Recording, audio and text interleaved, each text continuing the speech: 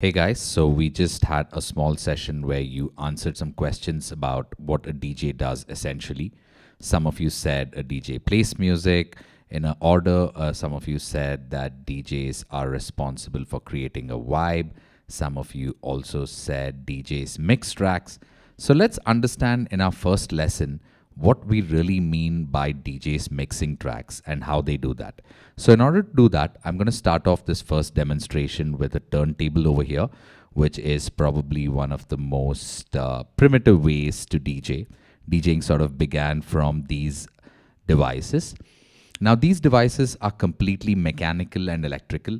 There is nothing digital or fancy about it like your CD players. These don't have a display. These don't do anything else. This just does one thing, which is spins the platter, and there's a motor. So the motor can either spin faster or slower based on how I set the tempo to. So check this out. Right now I have a track over here which is already loaded on this deck, which is now playing at its original tempo. I can now choose to speed up this track. The track starts to play a lot faster, or I can slow down the track. The track starts to play a lot slower. So essentially this is what a turntable does, and just by using this function of being able to speed up and slow down the record, I can essentially mix it with another record. So let's go about it in 3 steps and figure out how this is done. Step number 1 is to figure out which is the faster record, whether the record on my left, which is already playing to the audience, is faster, or the record that I'm about to bring up is faster. So based on that, we're going to decide that record that we're going to bring up either needs to be sped up or slowed down. We generally don't want to mess with the record that's already being played to the audience. Whatever we're about to do right now is essentially what would happen in my headphone. Okay, so the audience are not going to essentially hear this, but I'm going to put it out for you so you guys can hear this and get a whiff of what's going on. So I'm going to go ahead and start my first track on the other deck.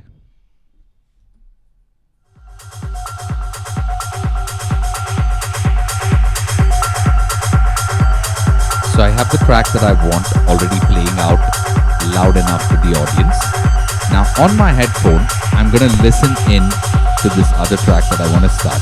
So I'm just going to pull down the fader for a second, but I just want you to know that this is not how it's done when we really do it in the club, but just for the sake of demonstration, I'm pulling this down, assuming that the audience are still listening to this track. Okay.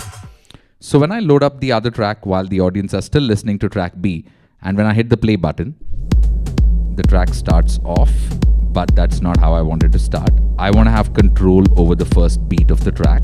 So I'm going to pull this back a little bit. So now I'm going to catch the first beat. You see this area here is exactly where the first beat is. The reason I want to do this is because I want to be able to drop this beat exactly over the beat of the other track. Let me show you.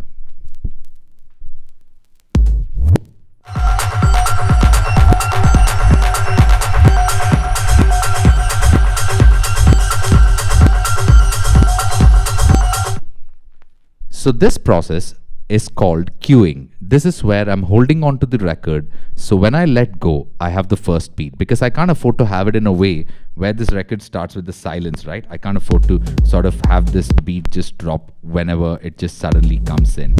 So I want to have control over this beat. So I'm going to have this record queued. And while I juggle it with the other record, I want to release it exactly on the beat of the other record.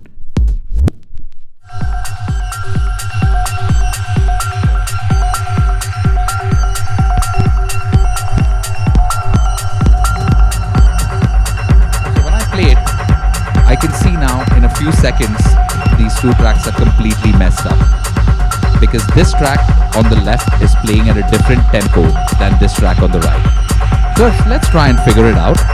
So track 1 on the left is going 1, 2, 3, 4, 1, 2, 3, 4, 1, 2, 3, 4.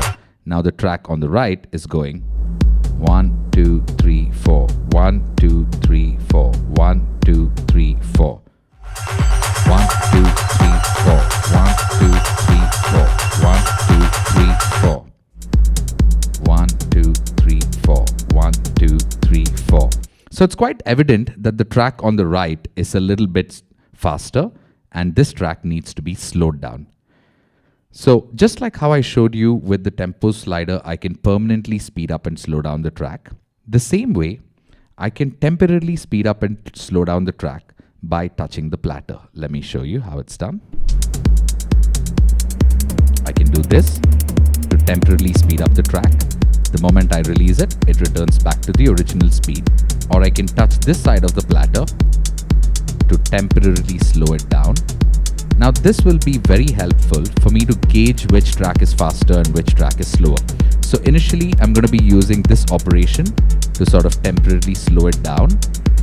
And as long as this track is sort of drifting towards the other track and slowing down and sitting on the beats of the other track, then I'm doing this process right. So as I do that, I am also going to play around with the slider here, which is going to permanently slow down the track. So let's do this.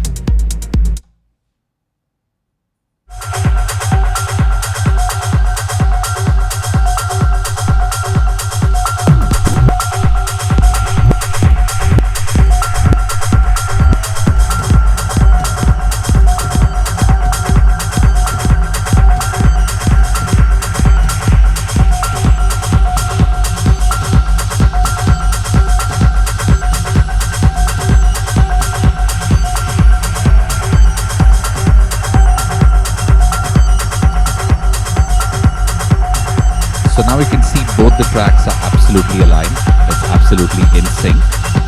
It may drift off a little bit, which I'm going to correct.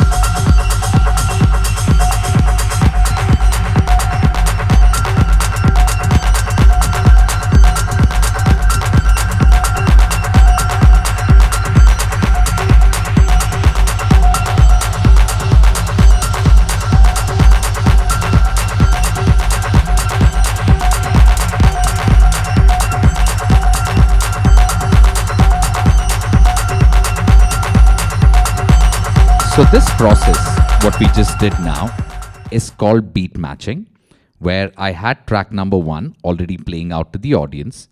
I had track number 2, which I queued up on the first beat. I held on to the first beat, so I have it in my control that when I release my hand, it drops on the beat.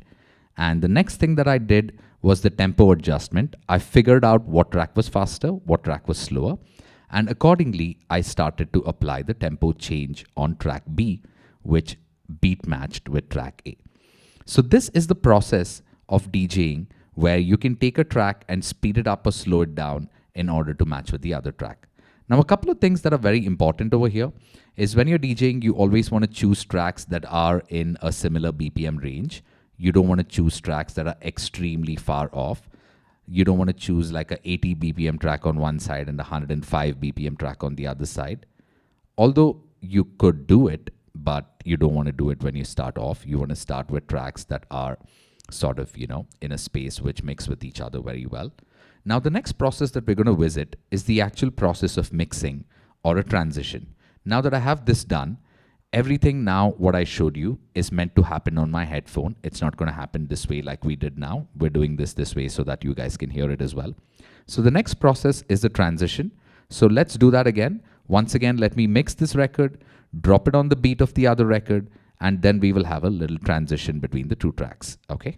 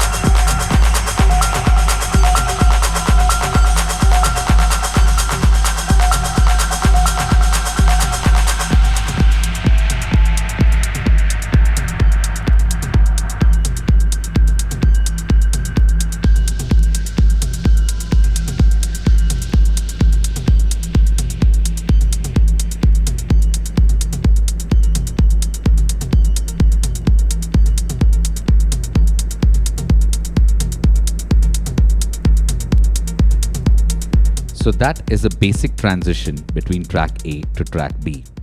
Now, if you're wondering why we were counting 1, 2, 3, 4 and not any other numbers, because music is essentially divided or counted or measured using a system called beats and bars. We normally don't use time to count music because it's very inconvenient to say that something happens after 3 seconds, 4 seconds, 5 seconds, and so on. So we try to use the rhythm of the track as a count. Now, there is something called time signature, which defines how many measures are there in a bar. Now, this music is defined as 4x4 music in terms of its time signature, which means one bar is divided into 4 equal beats. Now, in this music, we always want to maintain what is called phrasing. We want to make sure that beat number 1 of the track that we're mixing in drops on a beat number 1 of the track that we're mixing into. This is called phrasing. This is extremely important when you mix. Sometimes you can also, on purpose, do a wrong phrasing and get some very interesting rhythms, but we're going to look at all of that much later. Just for your first lesson here, this is what I want you guys to understand. The process of beat matching is basically bringing both the tracks to the same tempo or the same BPM so that the beats of both the tracks can lay over each other and we can mix seamlessly. Now, what I did after I beat matched the tracks was I first once again dropped the second track, whatever I was doing once again to remind you that would happen on my headphone. So once I had the mix sorted, I brought the fader down and I slowly started bringing it up. Now I have different components of the track. I have like different sounds in the track. So I use the EQ to take off some of the sounds, because when one track is coming in over the other track, you don't want that to overpower the other track. So I cut off some of the bass frequencies, brought in track B, and slowly I started blending in some of the bass frequencies from track B while removing some of the bass frequencies from track A. So you always want your mix to seem like very, very flowing, very seamless. You don't want it to be haphazard. You don't want it to sort of suddenly break into one from the other. Now, typically, if you listen on a radio station, for example, right, your mix would probably sound something like this.